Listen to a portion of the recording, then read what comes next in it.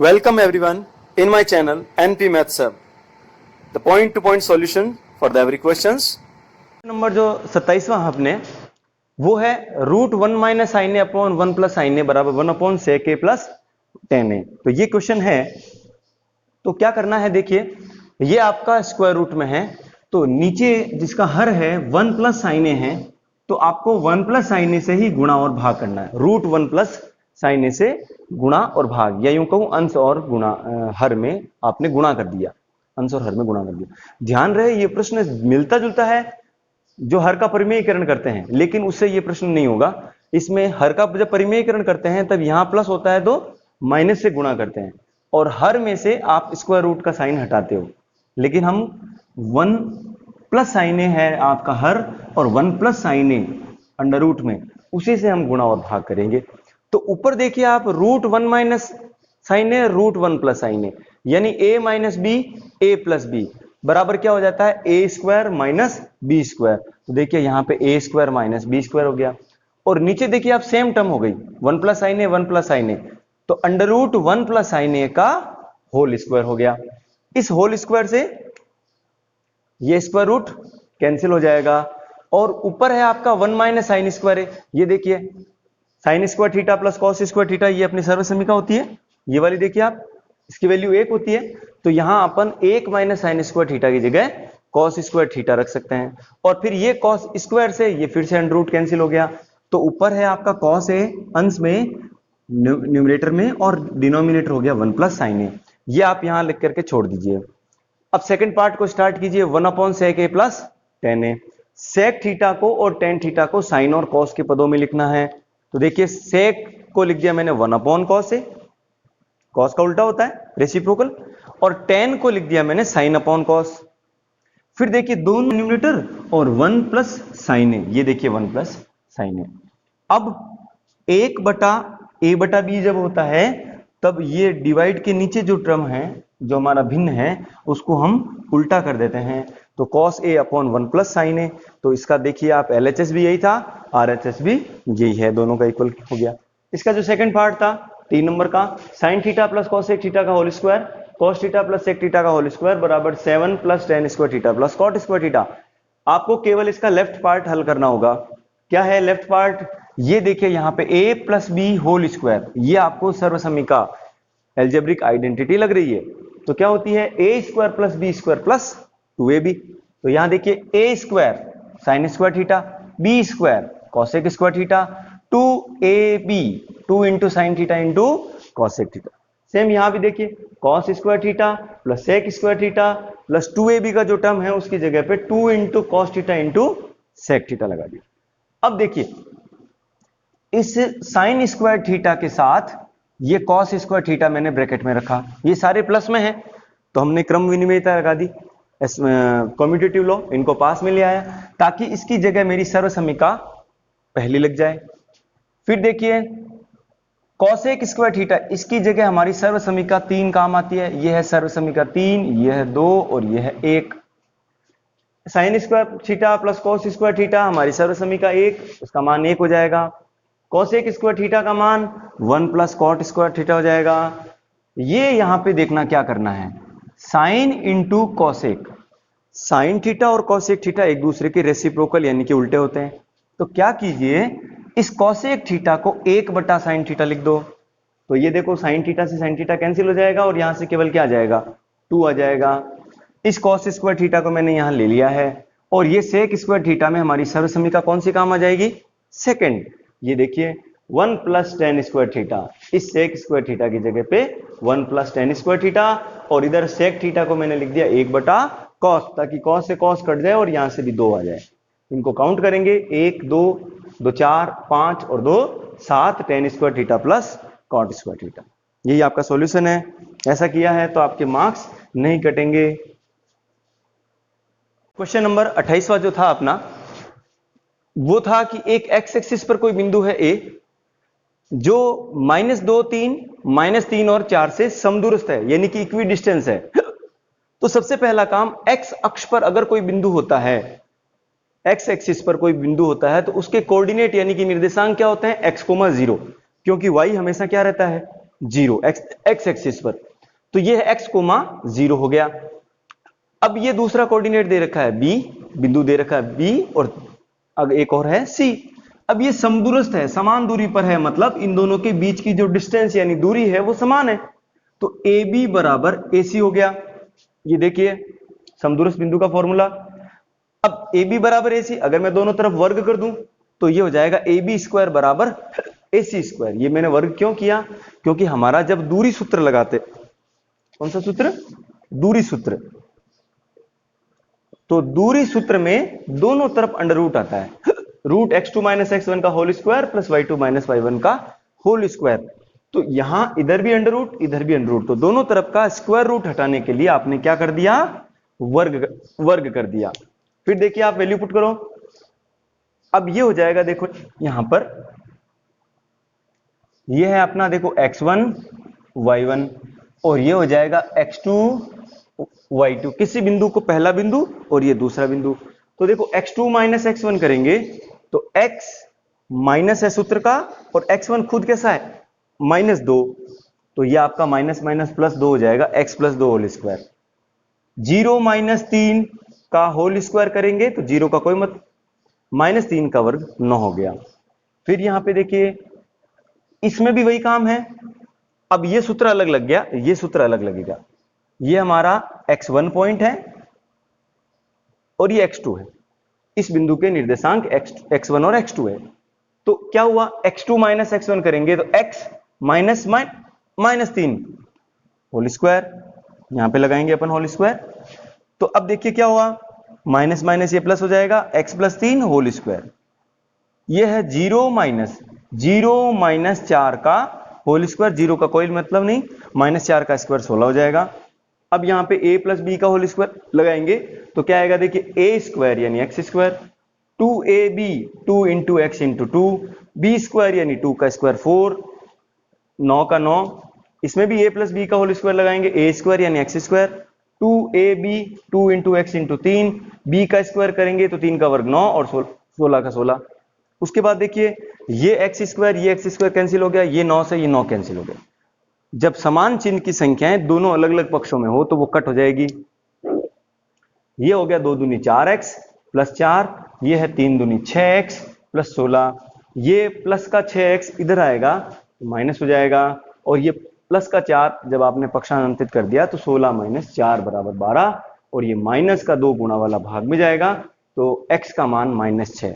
यहां तक अगर आप करते हो तो भी आपके आधा नंबर कटे, क्योंकि उसने x का मान नहीं पूछा, उसने पूछा कि x अक्ष पर वो पॉइंट जो है उसके कोऑर्डिनेट बताओ, और कोऑर्डिनेट क्या होते हैं? x, 0। तो आपको x की जगह -6, 0। इसका सेकंड पार्ट देखिए, एक पॉइंट दे रखा था 11, 8 और 1 और 3 को मिलाने वाले रेखाखंड को, एक पॉइंट है 7, 6। ये बिंदु किस अनुपात में विभाजित करता है? अनुपात नहीं दिया तो आपको क्या मानना है? k अनुपात 1। फिर देखिए विभाजित कर रहा है तो अपन कौन सा सूत्र लगाएंगे? विभाजन सूत्र, यानी कि सेक्शन फॉर्मूला लगा देंगे। विभाजन सूत्र यानी कि सेक्शन फॉर्मूला। तो x इक्वल टू क्या होता है? m1 x2 plus m2 x1 upon m1 plus m2। अब ध्यान देना आपको, ये हो जाएगा m1, ये हो जाएगा m2। ये हमारा पहला पॉइंट है तो x1 y1, दूसरा पॉइंट है तो x2 y2।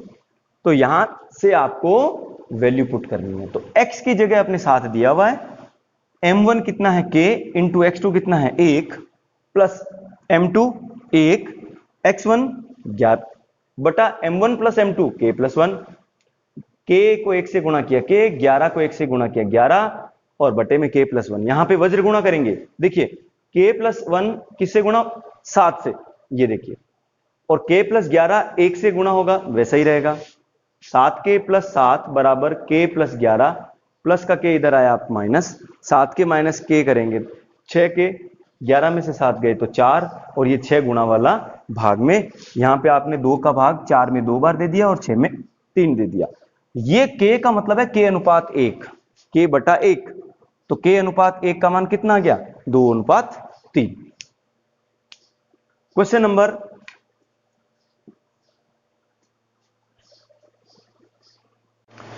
29वां क्वेश्चन अपना दे रखा है कि एक वृत्त है जिसका चाप है BC, तो चाप द्वारा केंद्र पर अंतरित कोण उसी चाप द्वारा परिधि पर अंतरित कोण का दुगना होता है, ये अपने को प्रूफ करना है। यानी कि angle subtended by the arc on the centre is twice than the angle subtended by the same arc on the circumference. तो हमारा सेंटर पर कौन सा एंगल बना हुआ, BOC, ये देखिए BOC, ये सिद्ध करना है कि डबल है किसके द्वारा, परिधि पर। तो परिधि पर इस BC ने कौन सा बनाया, BAC, ये अपने को प्रूफ करना है। या मैं अगर एंगल के नंबर देखकर बात करूं तो ये है आपका कोण नंबर 5 और कोण नंबर 6 की जो जोड़ है वो दुगनी होनी चाहिए BAC। BAC का मतलब है कोण नंबर 1 और प्लस कोण नंबर 2, ये आपको प्रूफ करना है। दिया हुआ एक वृत्त जिसका केंद्र O है और ये आपने चाप मान रखा है BC।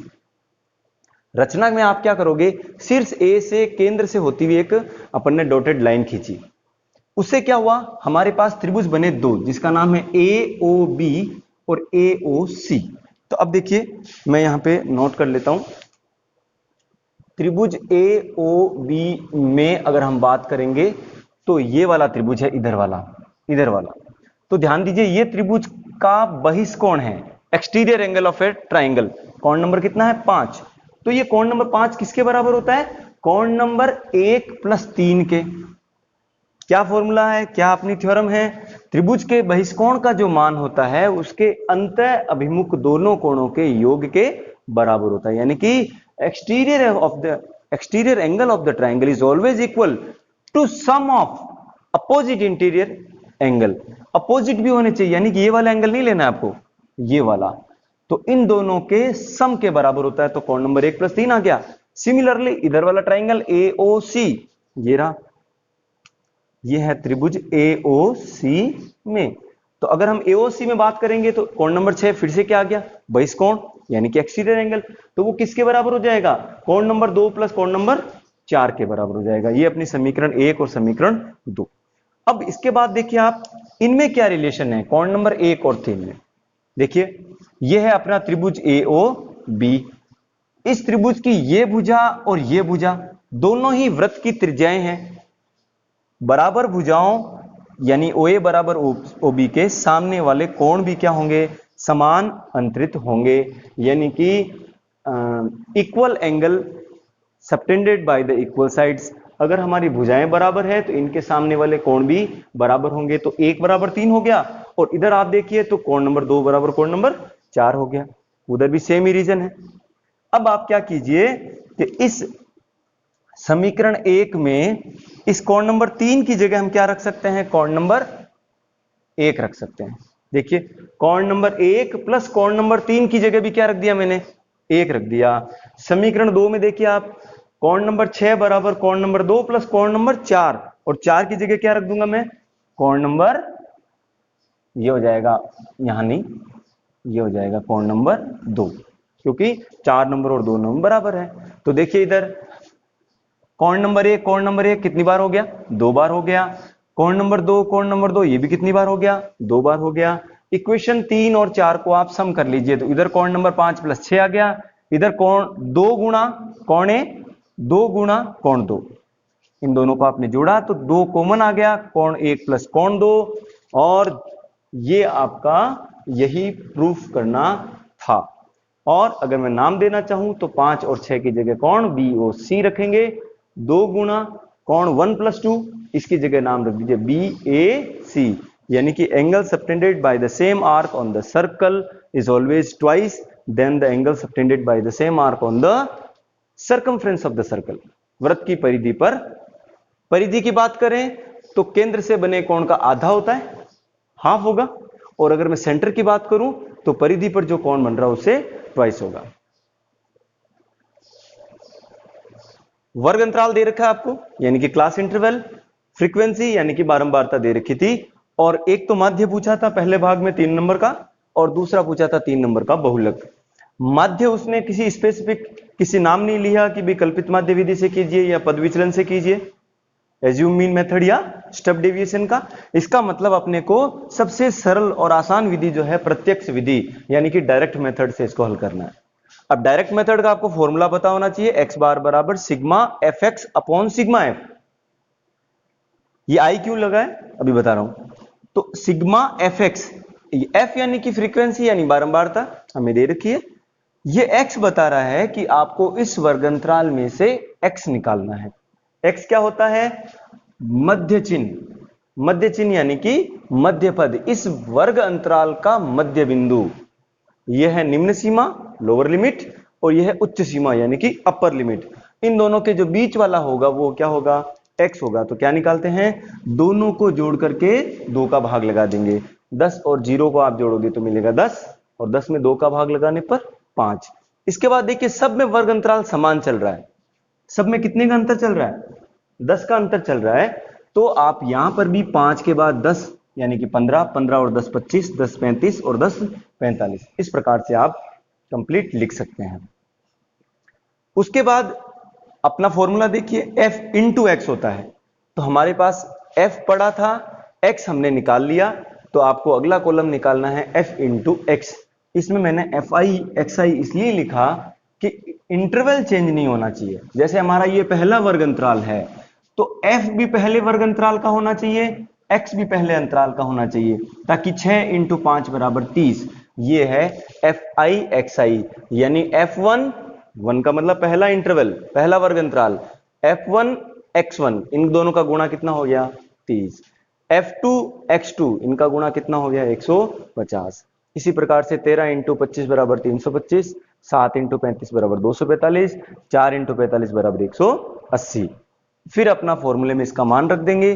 सिग्मा का मतलब होता है जोड़ या उस पूरे कॉलम का सम करना। तो आपने इनका सम कर लिया तो कितना मिला? 930। ये कितना मिला है? सिग्मा एफ आई एक्स आई, इसका मान रखा 930। सिग्मा एफ यानी कि एफ के कॉलम की जोड़ जो कि हमारे पास कितनी आई है? 40 आई है। 40 का भाग देंगे, 0 से 0 कट हुआ, 4 का भाग 93 में 23.25 बार, यानी कि ये हमारा माध्य होगा। अब देखिए बहुलक, बहुलक यानी कि मोड। बहुलक नाम से देखिए स्पष्ट है। मोड क्या होता है? जिस डाटा की फ्रीक्वेंसी सबसे ज्यादा हो, जिस जो आंकड़ों की बारंबारता जो है सबसे ज्यादा हो। अब बारंबारता सबसे ज्यादा वाला क्या होता है? बहुलक होता है। लेकिन हमारे पास जो आंकड़े हैं वो वर्ग अंतराल के रूप में हैं। वर्ग अंतराल के रूप में है तो हम कह सकते हैं कि ये वर्ग अंतराल जो है इसमें आपकी देखिए बारंबारता सर्वाधिक कहां है? इस वर्ग की है। तो ये जो 13 है ये सर्वाधिक बारंबारता है। किस वर्ग अंतराल की है? 20 से 30। तो ये हमारा हो जाएगा बहुलक वर्ग या मोड क्लास जिसे बोलते हैं। तो ये हो गया 20 से 30। इस मोड क्लास की जो लोअर लिमिट है वो क्या हो गई? बहुलक वर्ग की निम्न सीमा, lower limit of modal group कितना हो गया? 20 हो गया। अब देखिए ये हमारा है फॉर्मूला, किसका है? बहुलक का। ये बहुलक का सूत्र है L plus F1 minus F0 upon 2F1 minus F0 minus F2। अब इसमें F है वो 3 काम आती है, F0, F1, F2। तो सबसे पहला काम जिसकी बारंबारता सबसे ज्यादा हो, हमारा मॉडल ग्रुप निकालते हैं। इस मोड ग्रुप की बारंबारता को F1 लिख दीजिए और 1 से जस्ट ऊपर वाली बारंबारता जो है वो F0 हो जाएगी और नीचे वाली क्या हो जाएगी? F2। यानी मैं कह सकता हूं F0 क्या होती है? बहुलक वर्ग से ठीक ऊपर वाले वर्ग की बारंबारता। F2 क्या होती है? बहुलक वर्ग से ठीक नीचे वाले ग्रुप की बारंबारता। यानी कि इस जो आपका मोड ग्रुप है उसके प्रिसेंडिंग इंटरवल की फ्रीक्वेंसी F0 और सक्सीडिंग इंटरवल की जो फ्रीक्वेंसी है वो क्या कहलाती है? F2 कहलाती है। हम यहां वैल्यू पुट करेंगे। L हमारा लोअर लिमिट हो गया 20 plus F1 13 minus F0 10 upon 2 into F1 2 into 13 minus F0 minus F2 minus 10 minus 7। 10 में से 13 में से 10 गए तो 3, 13 को 2 से गुणा किया 26 और माइनस 10 माइनस 7 ये हो गया माइनस का 17। 26 में से 17 गए तो 9 और 3 का भाग 9 में गए 3 बार। 20 प्लस 1/3 और 1/3 का मान कितना होता है? 0.33। 20 में 0.33 जोड़ेंगे तो 20.33। ये है आपका 6 नंबर का मार्क्स। अगर आपने इस प्रकार से किया हुआ है तो आपके मार्क्स नहीं कटेंगे। थैंक यू सो मच आप सबको। वीडियो को आप अच्छा लगे तो लाइक कीजिएगा, शेयर कीजिएगा और चैनल को सब्सक्राइब करें और बेल आइकन को दबाएं ताकि आपको नोटिफिकेशन मिले। और जो अपना अभी कोरोना की जो महामारी चल रही है उससे सुरक्षित रहिए, बचाव करिए। बहुत ज़्यादा ज़रूरी हो तो ही घर से बाहर निकलें, अन्यथा घर में रहिए। अपने नहीं, अपने परिवार वालों का भी ख्याल रखिए, अपने समाज का भी ख्याल रखिए। Thank you so much.